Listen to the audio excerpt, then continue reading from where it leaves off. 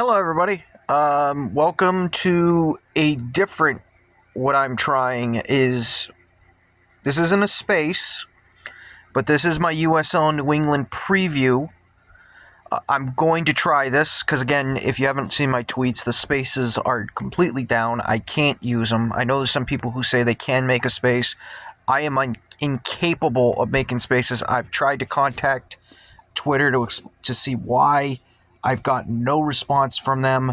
I've had people say to me, just uninstall the app, and then reinstall it, which I've done 4 times, which it goes back to the setting it was originally that could allow me to do the spaces.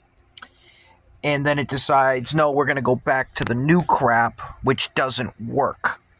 And I don't know why, because there never was an update that came up in the App Store. I am on Android, if anyone's wondering. So, like I said, I'm trying my best to try to keep these things going. I've had people follow me. I've had people asking, like, that's too bad that you can't do anything. I'm still going to do my things. I'm trying this just to see how it goes, if I can even post it to Twitter. And if you're watching this on Twitter, then it worked. But tomorrow, we have some games this week. I wasn't able to, the last space I was able to do was the recap of New England FC absolutely no showing against Ironbound SC. So the first thing I'm going to do is talk about the game that happened on Wednesday, because I wasn't able to do a preview for it because of this BS. This was Boston Legacy going down to Orlando Pride to try and continue their not winning ways, but just the streak they're on, which is a 2-game unbeaten streak. They drew the first game back from the World Cup break. They won 2-0 their previous game against Bay FC. Now they're going to Orlando Pride, which I believe they play in Orlando City's stadium. So if I say Orlando City, that's why. The thing going into this game I had, and I put a tweet out about it, was talking about how the Boston Legacy on the road, they haven't won yet, but they've only scored 2 goals. They played 5 games on the road. They have 2 draws, 3 losses, but they have they've only scored 2 goals. So could they find their offense on the road? They found their offense on the road. They got a goal early, which is a great goal to make it 1-0 with Olivier with her first goal with the Legacy, or as I call them, the Swans, because I keep seeing the Swan logo. So I apologize if that's not what they're called, but I call them the Swans because of that. And then we went into the second half, and it was kind of similar to the last game that they played against Bay FC at home, which Murphy had to bail them out. And she didn't make as many saves. Orlando City only was able to put 2 shots on her, where Boston Legacy was outshot 9-1. But like I said, only 2 of those got on target. Legacy did get away with, I think, a goal that should have counted for Orlando because it was an Olympico, but they called a foul on the Pride, which I think was kind of soft, but they'll take it. But they get the win. Again, they only scored the 1 goal, but again, they'd only scored 2 and 5, so that's a good improvement percentage-wise. But now with the win, they're now 4 points out of a playoff spot. Again, I do want to stress they played 2 more games than a lot of other teams, so I don't think playoffs are in their future. I do not think that at all. So you have that. That's the first thing. Didn't have any action today for Thursday. If you see me looking over, I'm looking at my notepad. So now you kind of understand what I'm doing. On Friday, we have 2 big games. We have 2 big games that are coming up. The first one I'm going to talk about is the later of the 2 games that we have, because one of them is a playoff game, and then the other one is a USL1, and that's Portland Hearts of Pine, because they're the only USL1 team in New England. Portland's going on the road. It's a 9:30 kickoff for their game. They're going to be in Boise, Idaho for their first game ever. It's the first time these 2 teams are meeting. Now, Boise, Idaho is currently in the playoff spot. Portland is not. They're sitting 10th, but they have their last 2 games. I'm not including their USL Cup game. I'm not including that one here. But they have coming up 2 pretty good wins. They beat the crap out of, I'm trying to think, this is going way back, so I'm trying to remember myself, so give me a second on this while I flip the page. Like I said, it's been a while. Just so you can see what I'm looking at. Yeah, that's kind of what I'm looking at, so you kind of know. Portland. No Portland there. Yep, we had that Naples win. I'm trying to think of who the team they was that they beat the crap out of. Richmond. Thank you. It was Richmond that I was thinking of. And Richmond, we can agree, is not that good. So there's a reason why I didn't really think of Portland in light. Because yes, they did. And I will say this. They got a good win. They got a very, very good win. Excuse me. I'm trying to pick up my charger that I knocked over. They did get a good win there. And then they had the comeback victory against Naples on the road, which felt like, it's not karma, but they won a game they weren't supposed to, and it feels like a makeup for their complete meltdown that they had at Corpus Christi. So you have those 2 wins they're coming off of. Now they got to go to Boise, Idaho. Now here's the thing, and here's the problem with what's been going on with Portland this year, and I went to look this up, and I was kind of shocked at this. Now again, I don't have the exact numbers in front of me, but I'm just trying to go off memory here. At home, they're really good defensively. Portland is very good defensively at home. I know it's been kind of shaky, but they're good. They've surrendered 11 goals on the road. That's the problem with Portland this year, is defensively on the road, they've not been good, especially Hunter Morse. I don't know what's going on with Hunter Morse, but his goaltending on the road has been kind of bad. So now they got to go to Boise, Idaho, who's a team that, again, now Portland doesn't have a lot of teams that they have in front of them that they have games to make up on. There's some teams where they actually have played more games than them. But Portland has an opportunity here to get within a point of Boise with a win and have the game still in hand. So they have a chance there. But they got to get their offense going, and their defense needs to be solid in the back. And if Faye, Evans, you could put Mohammed in there. I'm just listing names right now. But if their backline can hold against this Boise team, who they do have a former Vermont Green captain on their team. I'm trying to remember how you pronounce his name. Ndike? I'm butcher. You know me, I butcher names all the time. So they have that. They do have that guy. That's a guy that I recognize on Boise's team. They do have a really good team, and it's a really tough place to play in Boise. But technically, so is Naples, where they went to, and they came back to win. So we'll see what happens with that game. That should be a very important game. That's going to be on national TV, too. So let's see if Portland can get things going on, because that's going to be on the CBS Sports Network. I think is how to pronounce it. So you have that game. At 7 o'clock, though, is the more important game of the day, and that's the USL2 playoffs. They technically start today, but Vermont Green, the only New England team that is left, because New England, like I said, didn't show up on Tuesday. They didn't show up at all. Vermont Green is the last one left. So they're going to host Ironbound FC, the team that beat New England on Tuesday. Now, Vermont Green's the hosts. Ironbound, yes, they're coming on the road. They went to New England and won, and you could say the Cinderella of the tournament. They really are, because nobody expected this team to get to this point, not only qualify, but win a playoff game, which is what they did on Tuesday. So now they got to go on the road. They got to play Vermont Green, who's easily, I would say, if not the top team in the tournament, I would say they're one of the top 3. The reason why I say that, and there's no insult to Vermont Green, but once you hit the playoffs, it's all kind of mute. Everyone's kind of in the same boat. It just depends on, do you get to host the game or not? And in this case, 2, because you're the host pod, and Vermont Green has the advantage there. I would say Minneapolis City, and I would even put Ocean City, who's in the same pod as them, is in the same category as Vermont right now. So it's not going to be an easy road to repeat for Vermont, because they're defending champs. But this is, I'm not calling a layup. I'm not saying that. When it comes to playoffs, I will not use that term. But of the teams in the pod that Vermont Green has, it's them, it's FC Motown, who they remember last year for their dramatic comeback from. They're the winners of the Metro Division, the same division that Ironbound SC's from. And there's also Ocean City, who I just mentioned, who's the winner of the South Atlantic, who I said is probably in the same tier as Vermont right now. And then you have Ironbound, and they're in a class less than them. And that's not insulting them. That's clearly what they are. So Vermont has to play them. and they kind of got the easier of the matchups.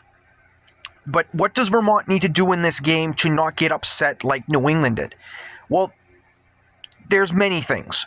Because I watched the game. I saw what Ironbound can do and what they can't do. I can tell you, watching them, they're dangerous on free kicks. They probably had the goal of the tournament, and we've only played one day.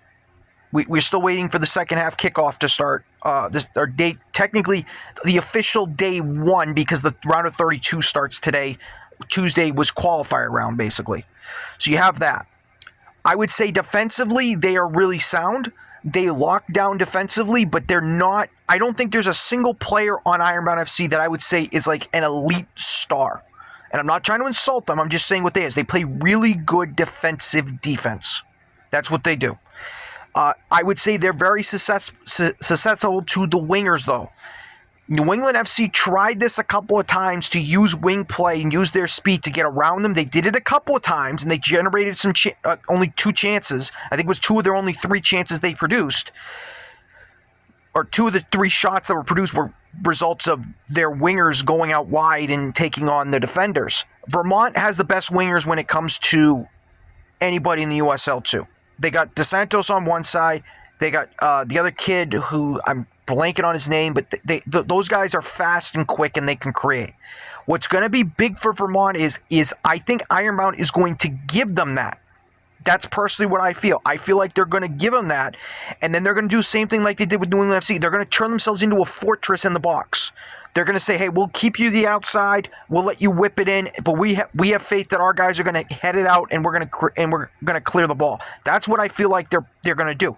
It reminds me very similarly to the last game of the season where Vermont Green went to Western Mass in the first 20 minutes. That's exactly how Western Mass played. So Vermont was able to break it down, not from crossing the ball, not these high crosses. It was low-driven crosses where you had Jeremy Francoux crashing the net. That's how I think you're going to be able to beat this team, is that type of play, because I don't think there's a player on Ironbounds that can stop the freight train right now that is Jeremy Francoux. Again, playoffs are different. Everything changes. We will see. But I think Jeremy Francoux should have, I'm not saying an easy game, but I'm saying he should have a game where he should be able to exert his will and maybe get a goal in this one. Excuse me. The other thing that's going to be big, Vermont Green needs to let this crowd build into the game, because honestly, and I'm being honest when I say this, I don't think Ironbound SC has ever played in front of a hostile environment that what Virtue Field is. And Virtue Field has already been sold out, and they're telling fans to come anyway and sit on the northern grass for free. It's going to be a loud, packed place.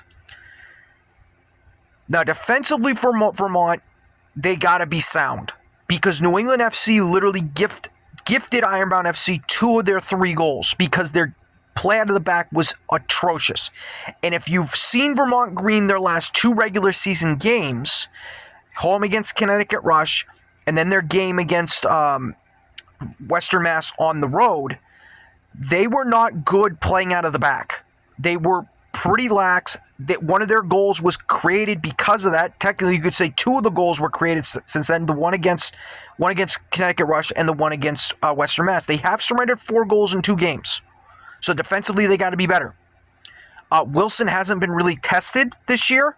He's going to be tested in this game because this is an opportunistic Ironbounds SC team. They are. They're a team that looks for your mistake. They wait for you to make mistakes, and then they counter on the counter. They counter very, very well. They're also a team, which I didn't know this till after the game they played against New England. This is why I didn't say it in the preview. This is a team that also has a flair for the dramatics. They love to score late. They love to win games late. So if you're Vermont, this game cannot be close going towards 90 minutes, because this is where Ironbound gets into their comfort zones, and you might get a little, not loose, but a little tight, and you could make a mistake, and all of a sudden Ironbound is capitalizing on it. They just need to play their game and not give anything to Ironbounds that's easy. That's the main thing on this. As long as they don't do that, they should be fine. Now, I predict Vermont to win this game. If they win, they go again on Sunday, which, if this thing works and I'm able to upload it on Twitter, I'll do this again for Sunday if the spaces still aren't working. On Saturday, we have two other big games. These are big games in their own right. I'll deal with the first one first, which I'm not saying is important. I'm just saying of the significance of them, it is less. And that would be the El Clamico rivalry, which, again, before the year, I wouldn't have said that, but it is for this one. Hartford Athletic travels to Rhode Island, 7:30 kickoff on ESPN+. It's going to be a good match. Now, there has been trash talking on both sides. So you have on one side, you have, which I'm going to call them Hartford pathetic, and I usually don't say these things, but in these scenarios, I am, because I have reasons to call both of them what they are. So the reason why I'm calling them Hartford pathetic is because their offense in league games has been pretty pathetic. Can Hartford get their offense going? It's a rivalry, so everything changes. But one thing that Hartford has to get down, I think they're one of the top teams when it comes to generating corners in a game in the league. But they do jack crap with any of them. Like, that is how bad their offense is. They rely on Siaha. They rely on their defense. Let me see if I figure it out. So they have played 14 games. They've conceded only 13. That is very, very good. They're only behind Tampa, the top team in the Eastern Conference, for the least amount of goals conceded. That is very good. They're an elite defense led by Siaho, who I think is running away with right now the MVP of the league, because he has been instrumental for Hartford. The reason why they're in a playoff spot is because of him. But they've only scored 12 goals. Same thing like I said with Rhode Island last year, and their inability to score goals, and it was going to come back to bite them. It is doing it in lump sums with this Hartford team. The reason why Hartford is currently not sitting in a home playoff spot in one of the top teams in the East is because their offense is so friggin' bad. Now, they did lose Ganlia, one of their top players offensively, if you can say that. They did lose him for an injury on last Saturday for the USL Cup game. Don't know how serious it is. That could be a big blow if he can't go. Another thing that's going to be big, though, and I think it's a little, and I'm putting that in quotes, air quotes, as you can see, Siaha didn't play last week, so he did have a week off. Will that affect him a little bit? Will there be a little rust? I doubt it, but maybe. We'll see. From the Rhode Island side, or as I'm calling them, Road Kryland, as Hartford put it, because that's how I feel with Rhode Island this year. They're too busy crying instead of winning. You look at their record, 4 wins, 4 draws, 5 losses. 3 of your 4 wins are against crappy fucking teams. And I'm sorry I swear there, but that's what they are. When they got eliminated last Saturday from the USL Cup, when they got eliminated, yes, they won in pens. I'm not taking anything away from that. They won in pens. But you were already eliminated by Hartford. And I'm looking at Rhode Island's social media accounts. I'm looking at some of these fans to say that they're celebrating the win. You were eliminated by your arch rival. It was a failure. You cannot celebrate a game where your rival advances and you don't. You look childish. You look like a loser. And we remember in that game where Rhode Island, instead of trying to score more than 1 goal, they were too busy crying to the ref, bitching at the ref, and the fans are doing it now too. It's all because of Kano. You cannot say this game was a success for Rhode Island when they were too busy bitching and crying. They got 2 red cards in the game. Please, they need to grow up. I keep saying they need a new coach because he's literally manufacturing all this shit. And he keeps doing it, and no one wants to call him out. Nobody. Rhode Island will never get back to a final as long as Kano's here. He keeps proving it every time. But that's the games that are going to be going. I think it's going to be a low-scoring affair, if I'm being completely honest with you, because you got Hartford on one side that's having trouble scoring. Rhode Island, when it comes to playing against playoff teams, has trouble scoring for the majority of them. I know there's some outliers, looking at Charleston with the 4-0 win. I consider that more of an outlier, comparatively speaking. So you have that. And then on Sunday, again, we might have, if Vermont wins on Friday, they will play also Sunday. Like, we know that. But the game that's currently the only one that's scheduled right now is Boston Legacy. They'll be home at Central Bank Stadium again. They're going to be hosting Washington, who's the second, I believe, is the second place team in the entire NPWL. That's where they are. Currently, Boston Legacy's on a 3-game unbeaten streak, 2 wins and a draw. They're doing well coming out of the break. This is going to be their first real big test. It really is. If they can find a way to get a result here, they are coming off 2 clean sheets. But if they can find a way here to get a result, I do believe we can say the Legacy. I'm not saying it's going to make the playoffs because I think that ship has sailed. But I think we can say that there's a vision here for the Legacy going into next year. So that's why it's going to be important. Can they get a result here? Again, not that many games compared to last week because the USL2 regular season is over for the Northeast Division. So I only have 1 team, not the 10 that I had to keep an eye on. So that's all I have for this. I'm going to wrap this up now. If you are watching this on Twitter, this might be the thing to replace the spaces. It might be. Or if you're watching this on YouTube, I might try to upload this to YouTube and do it that way. So take care, everybody. Enjoy the local footy. I will see you all next time. Take care. Hopefully you hear from me next time.